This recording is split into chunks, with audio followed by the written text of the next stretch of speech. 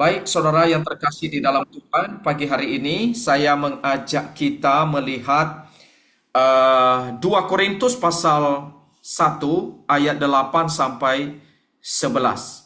Silakan saudara boleh melihat bagian firman Tuhan ini. Saya akan bacakan buat kita. 2 Korintus 1 ayat 8 sampai 11. Sebab kami mau, saudara-saudara, supaya kamu tahu tentang penderitaan yang kami alami di Asia. Beban yang ditanggungkan atas kami begitu besar dan begitu berat, sehingga kami telah putus asa juga mengenai hidup kami. Bahkan kami merasa seolah-olah kami telah dijatuhi hukuman mati. Tetapi hal itu terjadi supaya kami jangan menaruh kepercayaan pada diri kami sendiri, tetapi hanya kepada Allah yang membangkitkan orang-orang mati. Ia telah dan akan menyelamatkan kami dari kematian yang begitu ngeri. Kepadanya kami menaruh pengharapan kami bahwa Ia akan menyelamatkan kami lagi, karena kamu juga turut membantu mendoakan kami supaya banyak orang mengucap syukur atas karunia yang kami peroleh berkat banyaknya doa mereka untuk kami. Demikian pembacaan firman Tuhan buat kita di pagi hari ini. Dan kalau kita lihat saudara, perikop yang kita baca ini, Paulus menyampaikan bagaimana dengan kesaksian dia, apa yang dia alami, yang kalau kita perhatikan di dalam pelayanan Paulus memang penuh dengan tantangan, penuh dengan pergumulan, bahkan perjuangan-perjuangan yang tidak mudah. Dan pada pagi hari ini dia men-sharingkan kepada kita saudara, melalui 2 Korintus ini, bahwa Paulus itu menghadapi sebuah penderitaan. Nah, saudara, penderitaan yang dituliskan di sini, kita tidak tahu jenisnya, saudara. Penderitaan seperti apa, tetapi dia mengalami penderitaan ini di Asia Kecil. Artinya, saudara-saudara, bahwa memang ada tantangan-tantangan yang dihadapinya. Yang sebagian mungkin menduga, saudara, sebagian orang ada yang menduga, ini bisa disebut sebagai tekanan psikologis. Karena barangkali hubungannya yang buruk dengan jemaat Korintus, banyak kritik-kritik yang dialami oleh Paulus di dalam melayani jemaat Korintus ini.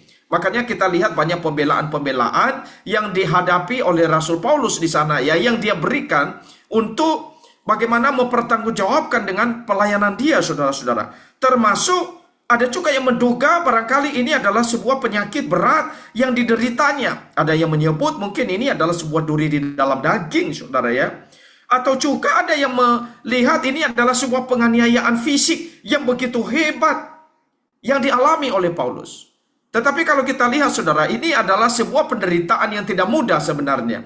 Karena Paulus sendiri menyebut apa yang dialami, jenis penderitaannya itu adalah satu beban yang dia tanggung begitu besar dan begitu berat. Jadi kalau kita lihat, ini adalah bukan sesuatu yang ringan, yang gampang, tapi sesuatu yang berat, sesuatu yang besar, dan beban yang begitu dalam.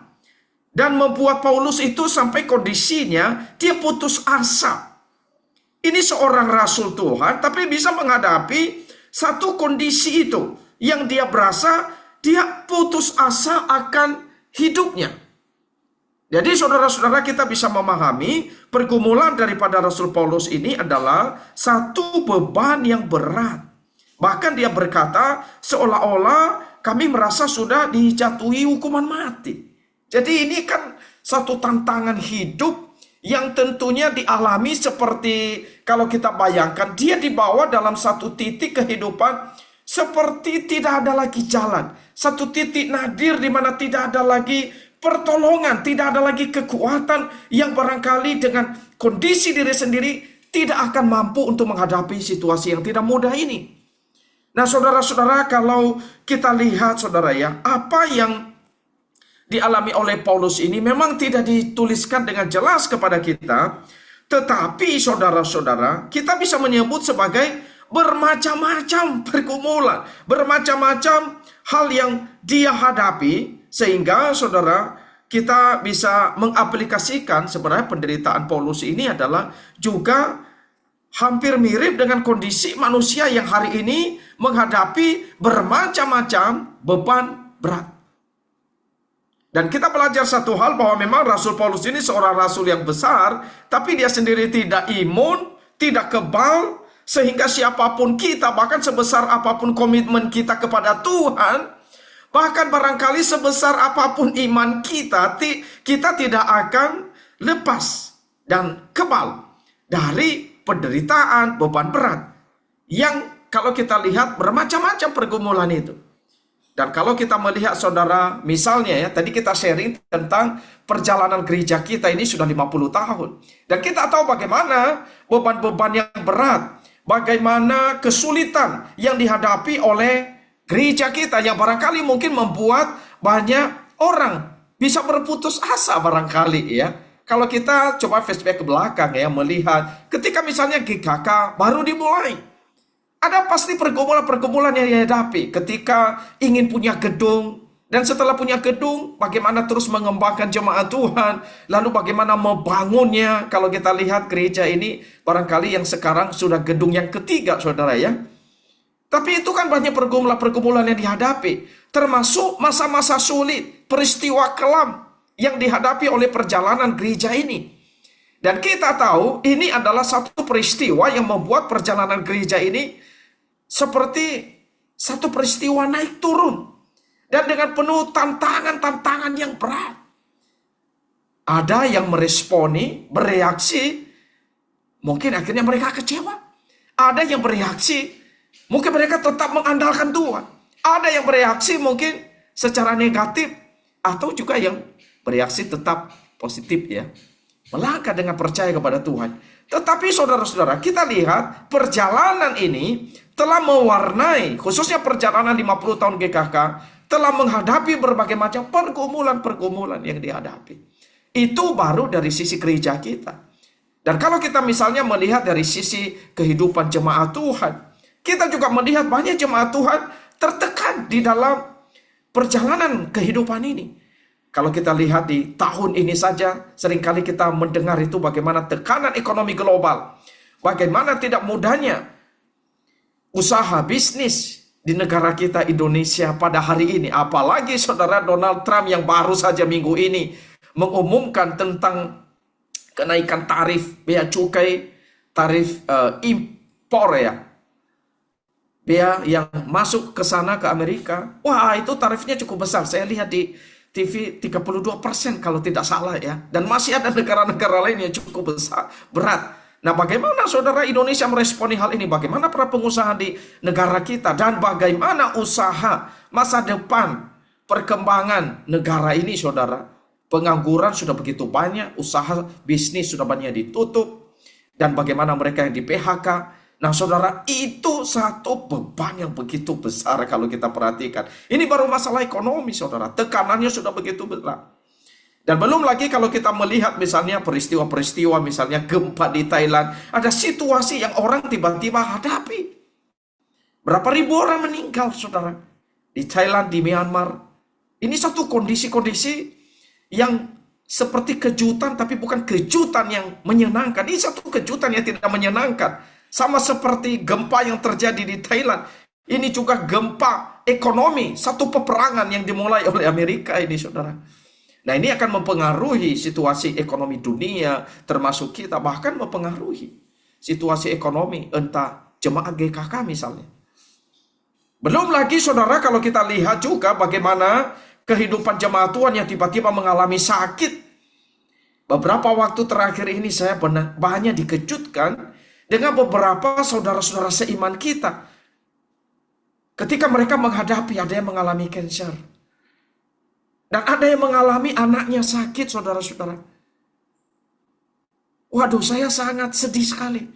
Ketika menghadapi mereka, bagaimana beban, mereka menghadapi satu kondisi seperti seperti jatuh tergeletak begitu, saudara. Sampai akhirnya saya hanya memohon Tuhan kalau bisa jangan sampai mereka jatuh tergeletak. Karena itu adalah janji Tuhan. Tetapi saudara, itu adalah situasi-situasi yang kita hadapi.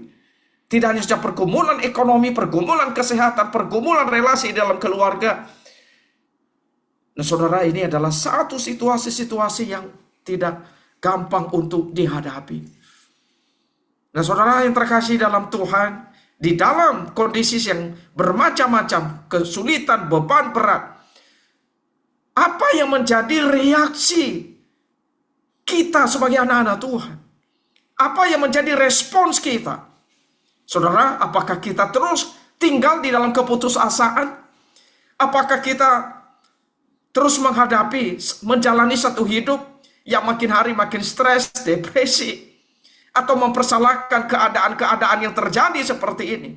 Atau mungkin ada yang memilih menyerah, merasa, sudahlah, saya perlu mundur dari entah itu pelayanan, atau mungkin merasa saya tidak perlu lagi ke gereja, atau berasa saya perlu pindah gereja saja karena ada kesulitan ini.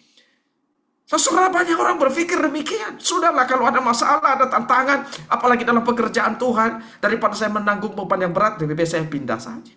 Ada yang bisa berpikir, merespon seperti itu, saudara. Ada juga yang barangkali ketika menghadapi situasi-situasi itu, akhirnya kehilangan semangat, kehilangan gairah. Akhirnya menyerah. Menyerah dengan keadaan. Merasa tidak kuat lagi. Bahkan merasa, udahlah, saya tidak mau ambil pusing. Bahkan saudara, ada yang secara negatif merasa cuek, jadi dia melarikan diri dari kondisi itu, jadi dia tidak menyelesaikan masalah. Melarikan diri tanpa penyelesaian terhadap persoalan-persoalan yang dihadapi. Dan saudara-saudara, ini adalah situasi-situasi yang dihadapi. Reaksi-reaksi yang kita lihat adalah reaksi yang memang agak negatif. Belum lagi mereka yang mempersalahkan dirinya, mempersalahkan orang lain, mempersalahkan gereja mungkin, atau mempersalahkan Tuhan. Di dalam kondisi-kondisi yang dihadapi, kondisi yang tidak mudah itu. Nah, saudara yang terkasih di dalam Tuhan, kita tahu ini adalah satu respon yang negatif sebenarnya. Dan respons yang negatif ini adalah satu respon yang tidak tepat. Satu respon yang harus dibuang di dalam diri anak-anak Tuhan. Jangan kita tinggal di dalam respon yang negatif itu. Karena saudara, kita hari ini melihat bahwa sebenarnya ada satu respon positif yang bisa kita lakukan. Seperti yang diambil oleh Paulus itu, saudara. Apa yang dilakukan oleh Paulus itu satu teladan buat kita sebagai anak-anak Tuhan. Kalau kita lihat ya, Paulus di dalam bagian firman Tuhan ini, dia tidak menyerah. Paulus tidak menyerah, tetapi dia berserah kepada Tuhan. Dan ini adalah sesuatu yang sangat indah. Saudara, apa artinya berserah? Berserah itu artinya dia memberikan hidupnya kepada Tuhan. Berserah itu berarti dia percaya bahwa segala sesuatu ada tujuan Allah ketika dia menghadapi situasi yang tidak mudah ini. Kenapa saya menghadapi kondisi ini? Maka dia yakin sekali ada tujuan yang Tuhan berikan. Ada maksud Tuhan. Meskipun dia belum tahu. Bahkan meskipun mungkin belum ada penyelesaian terhadap masalah itu, kalaupun Tuhan belum memberikan satu jawaban, bahkan tidak ada penyelesaian, tetapi Tuhan punya tujuan, maksud yang besar. Dan berserah, saudara, itu berarti menundukkan diri kita kepada Tuhan, pada rancangan dan tujuan Tuhan, walau itu di dalam kondisi begitu sulit, dan masih belum ada solusinya. Saudara, itu berserah. Makanya Paulus itu berkata di dalam ayat 9b, tetapi hal itu terjadi supaya kami jangan menaruh kepercayaan kepada diri kami sendiri. Nah, saudara, ini adalah satu hal yang dilakukan oleh Rasul Paulus. Bagaimana dia bereaksi terhadap hal-hal beban berat, kesulitan yang tadi dia ungkapkan, yaitu adalah supaya kami tidak menaruh kepercayaan pada diri kami sendiri. Saudara, percaya pada diri sendiri itu adalah satu problem di zaman ini. Karena seringkali, saudara, persoalan manusia terbesar yang telah jatuh di dalam dosa itu adalah percaya kepada diri sendiri. Independen, bergantung kepada kekuatan sendiri, bergantung kepada hikmat, kepada kepintaran, apalagi pada kekuatan diri sendiri, kepada intelektualnya sendiri, saudara. Kalau kita lihat Rasul Paulus ini, sebagai seorang yang luar biasa, dia sangat brilian loh. Dia sangat intelektual. Rasul Paulus ini seorang filsuf. Bahkan boleh kita katakan dia seorang pebisnis juga. Dia bisnis tenda loh. Tetapi meskipun Paulus ini seorang yang sangat brilian, seorang yang pintar, tetapi saudara, dia justru menundukkan dirinya kepada Tuhan. Dia tidak andalkan itu semua.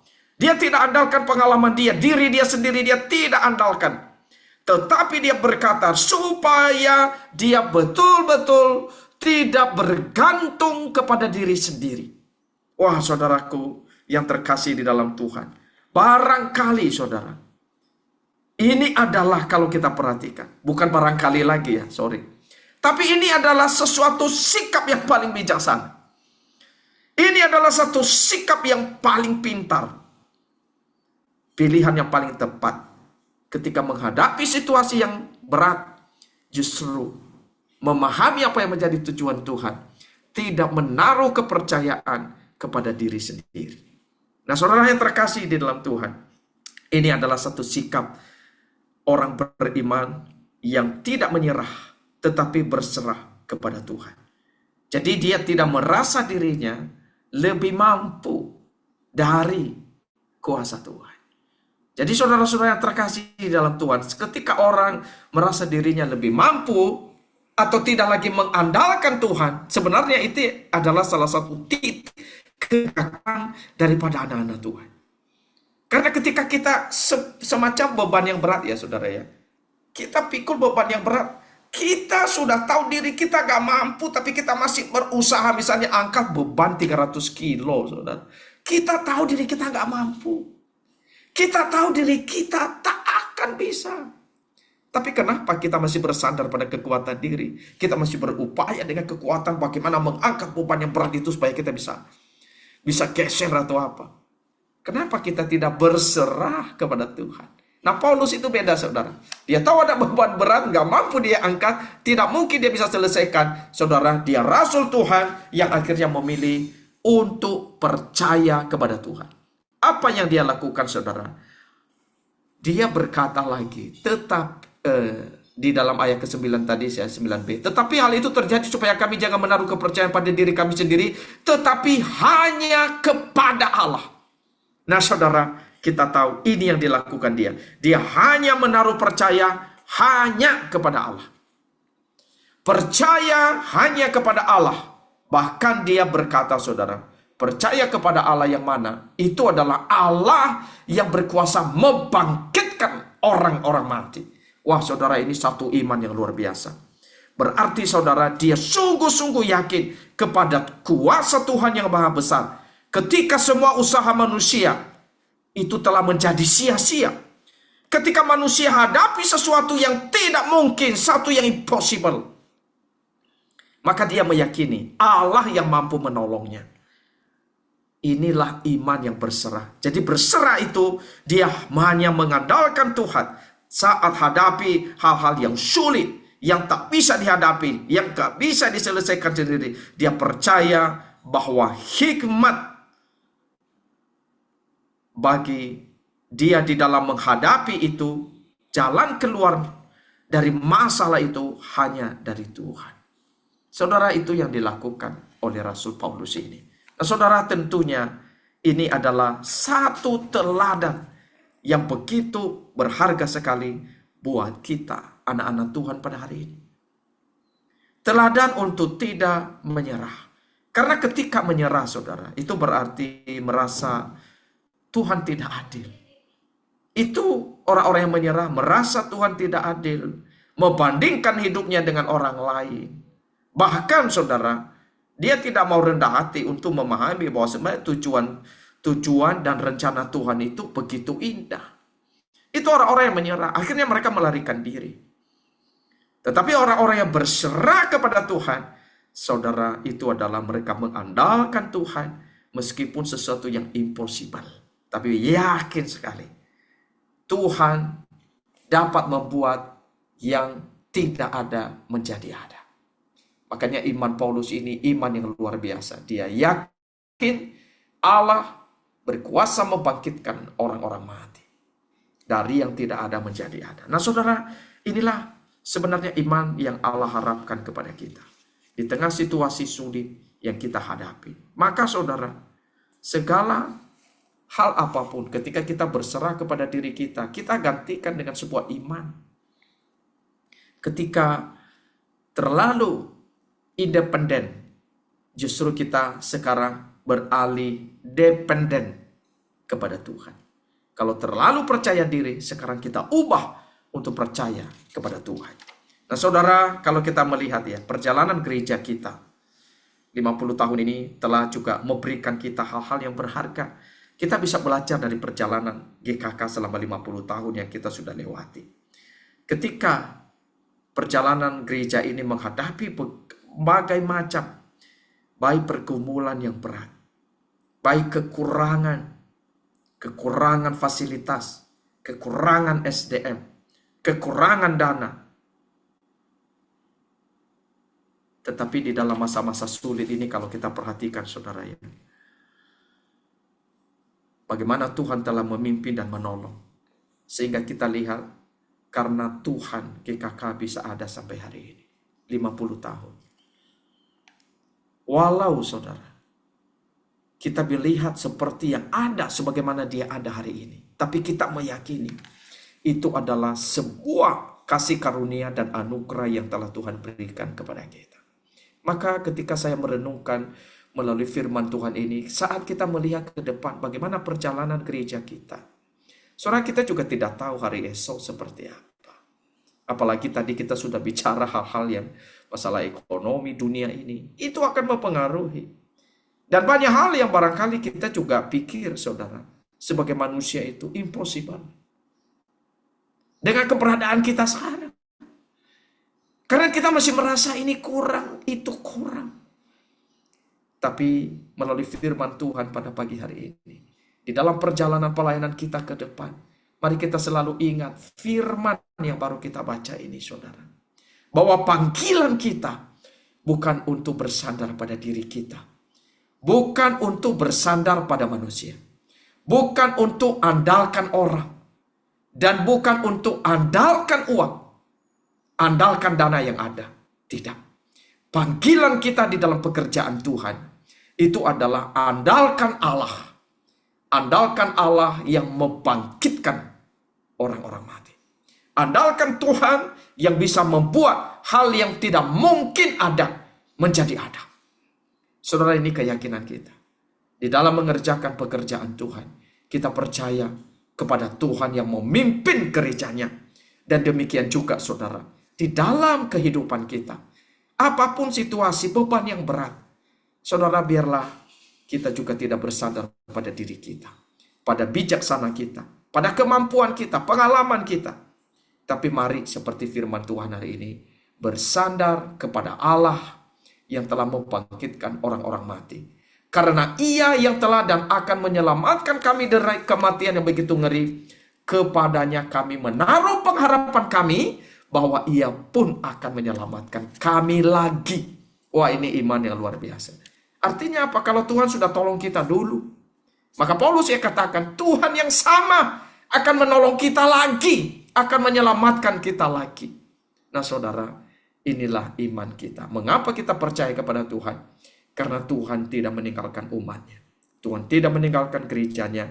Tuhan yang akan terus memimpin perjalanan kehidupan kita, bahkan perjalanan pelayanan kita, bahkan memampukan kita tidak sampai jatuh tergeletak. Kiranya Tuhan terus menopang gerejanya, menopang kita umatnya, bahkan memelihara kita. Meskipun hari ini perang dagang ekonomi sudah terjadi.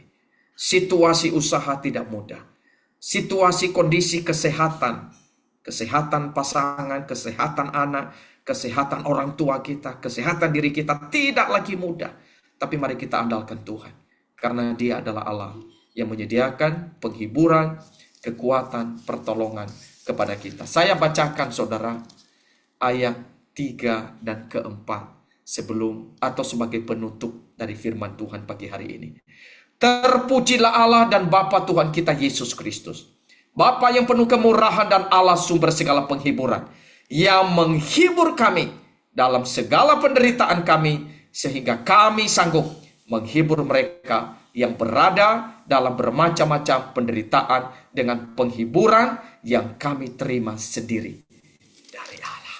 Tuhan Yesus memberkati kita semuanya. Mari kita berdoa. Minta Contoh Robin boleh memimpin kita di dalam doa. Mari kita berdoa. Bapa di dalam surga, terima kasih pada saat ini juga kami dapat mendengarkan firman Tuhan, bahwa di tengah-tengah keadaan kondisi yang kami alami, ada Tuhan yang selalu berserta dengan kami. Tuhan tidak pernah meninggalkan kami, bahkan Tuhan selalu ada di dalam sepanjang perjalanan hidup kami. Kami juga bisa rasakan di dalam gereja Tuhan yang telah memasuki umur ke-50 tahun, Tuhan telah memimpin. Dan terima kasih Tuhan untuk setiap perjalanan gerejamu, Tuhan telah menolong sampai saat ini. Dan kami percaya juga Tuhan yang terus memelihara dalam berbagai perjalanan ke depannya. Kami tidak tahu apa yang terjadi di kami, tetapi kami hanya berserah penuh kepada Tuhan, sebab Engkau Allah yang berserta dan Engkau Allah juga yang selalu dapat memimpin dalam berbagai program rencana perencanaan ke depan. Tuhan yang selalu dapat menolong ya Tuhan. Dan terlebih khusus bagi kami dalam setiap pelayanan kami hanya berdoa, kami hanya berserah penuh kepada Tuhan. Sebab Engkau Allah yang selalu setia bersama-sama dengan kami. Bahkan juga Tuhan dapat mengetahui setiap rancangan yang terbaik bagi kami ke depan. Kami hanya sebatas manusia yang memiliki kekurangan dan tidak mampu. Tetapi kami percaya bahwa Tuhan dapat memampukan kami dalam perjalanan pelayanan kami, bahkan setiap hidup kami, untuk tetap memuliakan nama Tuhan. Terima kasih Tuhan untuk firman-Mu pada pagi hari ini. Tuhan terus pelihara kami, Tuhan terus ingatkan kami melalui firman-Mu yang telah Tuhan beritakan bagi kami melalui hamba-Mu. Terima kasih Tuhan, terpujilah nama-Mu. Di dalam nama Yesus Kristus kami telah berdoa. Amin.